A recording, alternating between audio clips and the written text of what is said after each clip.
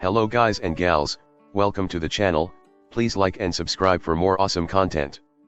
Without further interruption, enjoy this Naruto X Mei, aka the 5th Mizukage, fanfiction. It has been a year since the 4th Great Ninja War had ended. The 5 great ninja villages have finished rebuilding their respective villages and bolstered their shinobi forces. Of course, all that didn't happen without help on the Alliance side, and help did they receive in the form of a new and improved Namikaze Uzumaki Naruto, who had been training with Kira-B, Killer B, to control his Jinchuriki mode better. With his newfound abilities such as the Raisenko Imari, Spiraling Menacing Ball, which was basically a Raisen Shuriken, Spiraling Shuriken, charged with the Kuwabizuki and could be thrown as well. With this new devastating move and having further improved on his father's Hiraishin, Flying Thunder God, Naruto managed to turn the tide of the war by eliminating both Kabuto and Black Zetsu. With Kabuto dead, the massive Edo Tensei army fell apart without the puppet master to pull their strings, and with only the White Zetsus left, the Alliance managed to push them back before wiping them out completely. Naruto had gone ahead to fight the mastermind behind the whole war, Uchiha Madara. The fight had been long, hard, and tiring to both parties, since Madara's eternal Mangekyo Sharingan along with his stolen Rinnegan was nothing to laugh at. However, Madara underestimated the new Naruto and paid for it in the form of a Yuki-enhanced Joudama Raisen Rangan, Ultra Giant Raisen Barrage. Sasuke, having seen Naruto's new powers, decided to cut his losses and dropped his sword before surrendering himself to Naruto.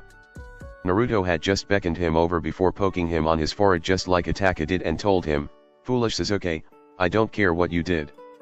I will always be your brother." Upon hearing those words, the great Uchiha Sasuke couldn't control his emotions any longer and just wept in front of his old friend and bond brother. After Madara's death and Sasuke's capture was announced to the joint Shinobi Alliance, the 5 great ninja villages decided to commemorate the victory with a huge celebration that included all the ninjas in every village. It was during the celebration that Naruto was declared a national hero in every single village. It was also during the celebration that Naruto met with the Godai Mizukage, Terumi Mei, and the two chatted into the night regarding various topics such as their respective childhoods. Both learned that the other had terrible childhoods, with Naruto being shunned and beaten occasionally by the villagers, while Mei had to see her parents killed in front of her during the bloodline purge. Mei had started to cry during her retelling of her childhood, so Naruto pulled her into a comforting embrace which she returned, and the two fell asleep in each other's arms. The blonde and redhead had kept in touch over the span of the year, sometimes meeting up with each other in either of their respective villages. Just 6 months after their faithful chat, the two had started to fall in love with each other and had started dating 1 month later. Their first date had been when Mei visited Konoha for a meeting with Tsunade to finalize their treaty. Naruto had brought her to the top of the Hokage monument for a picnic atop the fort's head. Mei had been so touched by this that when they were drinking wine and watching the sunset, she pounced on him and proceeded to kiss him senseless. And so we are here, 1 year later, in the village of Konoha. It was Valentine's Day, and we can see our favorite blonde-haired Jinchuriki strolling down the street of one of Konoha's more famous market districts. As he walked down the street dressed like his father, he could see all the female villagers looking at him with lust evident in their eyes.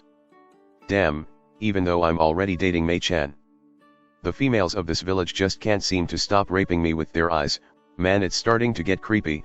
I wonder if this was how the team felt. And with a mental shudder, he continued on his way until something in particular caught his eye in a nearby shop display. That's perfect. Whistling merrily as he put the small black box into the pocket of his cloak, Naruto made his way back to his home, which was actually his parents' home. On the way back, he spotted several other couples that had hooked up since the end of the war. He saw Shuji and Ayame eating at a restaurant, Shikamaru and Tamari strolling alongside each other, and Kiba and Hinata in the park playing with Akamaru. On the topic of Hinata, Naruto remembered how he had to break it to her that he was no longer available. Flashback no jutsu. Naruto had just finished another of his dates with Mei when he noticed the figure that was trying to conceal its presence behind a lamppost. Mentally sighing, Naruto knew he had to confront this sooner or later. So with a simple yellow flash, he had appeared behind a confused Hinata and tapped her on the shoulder, causing the lavender-eyed girl to almost crap herself.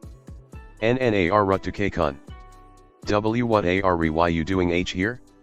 she asked with her usual stutter. "Should I or should I not?" "Ah, to hell with it," Naruto thought as he sighed before replying. "I just finished my date with the Mei-chan." With that simple sentence, Hinata's entire plane of existence shattered into tiny little fragments like a glass cup that had been hit with a hammer the size of the Empire State Building. But I'll love you and Naruto-kun. No. You don't love me. Admire maybe but not love. That's not true. Got tired of typing the stutter, I swear Hinata is the hardest to type out. Yes it is. You admired my confidence and my ability to take what the world could throw at me and keep on grinning.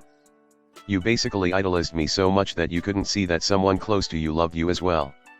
Who is it? Isn't it obvious? Who was there every time to comfort you when you were down, who always went out of his way to make you happy even if it meant letting you chase after someone else's affection? Kiba. That's who. Kiba-kun? Hinata thought out loud before everything began to make sense to her, Kiba's kind words when she had gotten scolded by her father and Kiba always making jokes to get her to laugh when she was nervous. I'm so sorry Kiba-kun for not noticing you before, I promise I will make it up to you. Flashback no Jutsukai. And directly the next day, Hinata had grabbed Kiba by the front of his shirt and started to make out with him in front of their teammate and sensei. Shaking the thoughts clear from his head, Naruto resumed his trek back to his house. Now isn't the time to get lost in my memories, Mei-chan is coming over tonight and I got to prepare the food and make sure that everything is perfect for the plan. After a few more seconds of walking, Naruto's eyes widened as he facepalmed himself for forgetting something so simple. Why the fuck didn't I just hire Shin back to the house? And with that said, he disappeared from his spot in a streak of yellow. Evening had come about pretty fast and just as Naruto had all the food sealed into a scroll, the chime seal at his door rang. Naruto quickly cleaned up his kitchen with the help of his shadow clones before opening the door to greet his girlfriend. Hey Mayhem. Looking great as always. Naruto said with his usual foxy grin on his face causing Mei to smirk as she gave him a quick peck on the lips. Hey yourself Naruto-kun, I missed you so much. She replied as she burrowed her head into his neck and to take in as much of his scent as possible. Naruto just tucked a few stray strands of auburn-colored hair behind her ear before kissing her on the forehead. I missed you too but I have something planned for the evening to make up for all the time lost. You don't say? What is this so-called plan of yours, Naruto-kun? Mei purred causing a pleasant shiver to run up Naruto's spine at the tone of her voice. Well just hang on tight and I guess you will find out. Hang on tight dash. Mei's question turned into a scream due to Naruto using the Hiraishin to teleport to the top of the Hokage monument, specifically the fourth's head. Mei lightly slapped Naruto and was going to berate him on using the Hiraishin without warning when her eyes finally noticed the scene she arrived at. There was a table and two chairs set on the smoothest part of the head, the table was set for two people and a flickering candle was the only illumination provided. Oh Naruto-kun it's beautiful. You didn't have to go through all this trouble for me. Mei exclaimed in surprise while Naruto just hugged her from behind as he whispered into her ear. I know I didn't have to, but I wanted to because I love you. Love you too. Mei sighed in response as she leaned back into the strong arms of the man behind her before letting out an undignified eep as Naruto carried her and deposited her into her chair at the table. Mei pouted as she crossed her arms over her ample bosom, you know I could have sat down myself. Her sentence was left incomplete as Naruto chose that moment to plant a passionate kiss on her lips before pulling back and chuckling at the glazed over look in his girlfriend's eyes. You should have known not to pout around me Mayhem, your lips look too irresistible when you do that. He commented which earned him a small giggle from the beautiful cage. Of course I know, that's why I do it so much around you. Now since you're done tasting my lips why don't you try some of the Suzushiagakuer, village hidden in the whirling tides, cuisine that I found in a cookbook left behind by my mom. Naruto said as he unsealed several mouth-watering dishes from the confines of their scrolls. Oh my kami. This is delicious koi, love. Why didn't you tell me that you could cook so well? Mei asked after taking a bite of a dish that looked like fish, it rhymed, in front of her. Naruto just shrugged his shoulders in response as he took a bite from his own dish. The topic didn't really come up between us. As for why I can cook so well. Did you really think someone can survive of instant ramen for their entire childhood? So in order to survive, I asked the Sandame for a cookbook. And so from there onwards I just cooked my own meals. After experimenting with different combinations of food products, I gradually found out what tastes best when combined with a specific dish. Wow, that's some talent you have there Naruto-kun. Mei giggled at the sheepish look that crossed the young blonde's face. He, thanks Haim, princess.